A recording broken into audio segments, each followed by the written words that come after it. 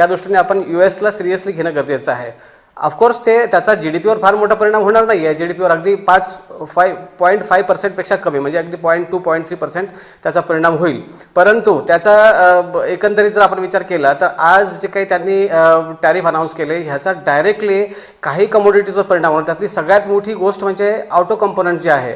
भारतातून जे काही ऑटो कंपोनंट एक्सपोर्ट होतात त्याच्या जवळजवळ 32% हे आपण फक्त अमेरिकेला पाठवतो. आणि त्याच्यामुळे जर 32% एक्सपोर्ट आपला ऑटो कंपोनंटचा जर हॅम्पर होणार असेल आणि त्याचं डायरेक्ट कॉम्पिटिशन आपली चायनासोबत आहे. चायनावर त्यांनी कुठलाही टॅरिफ लावलेलं नाही आहे किंवा आपल्यापेक्षा कमी आहे. जवळजवळ 61,000 कोटी रुपयाची आपली एक्सपोर्ट आहे.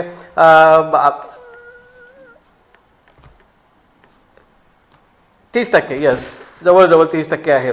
बरोबर. आणि आता जर खरं तर आपली पोझिशन जी आहे ती थोडी बदललेली आहे. म्हणजे 25% जी आपली पोझिशन होती ती आता 50% मध्ये मात्र आपण कम्प्लिटली ट्रान्सफॉर्म झालेली पोझिशन आपली आहे. जसं की आता तुम्ही उदाहरणार्थ बघा, आपले जे मेन कॉम्पिटिटर्स आहेत अमेरिकेच्या एक्सपोर्ट मार्केटमध्ये ते आहे चीन, Vietnam, Bangladesh, Mexico, Indonesia, Thailand. या सगळ्यांचे जर तुम्ही रेसिप्रोकल टॅरिफ जर बघितले तर हे 30 ते 50% चायनाचं आहे.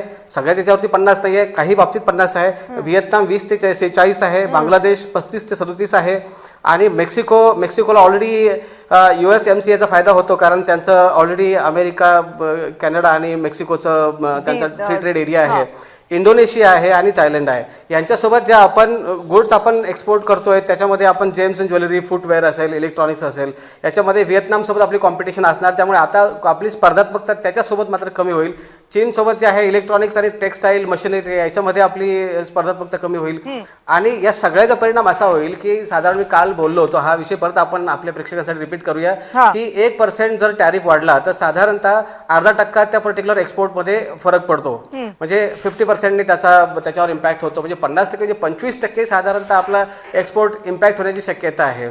आणि तेवढा जर एक्सपोर्ट इम्पॅक्ट होणार असेल तर मला वाटतं आपल्याला तो डिप्लोमॅटिक लेवलवरती सॉल्व्ह करणं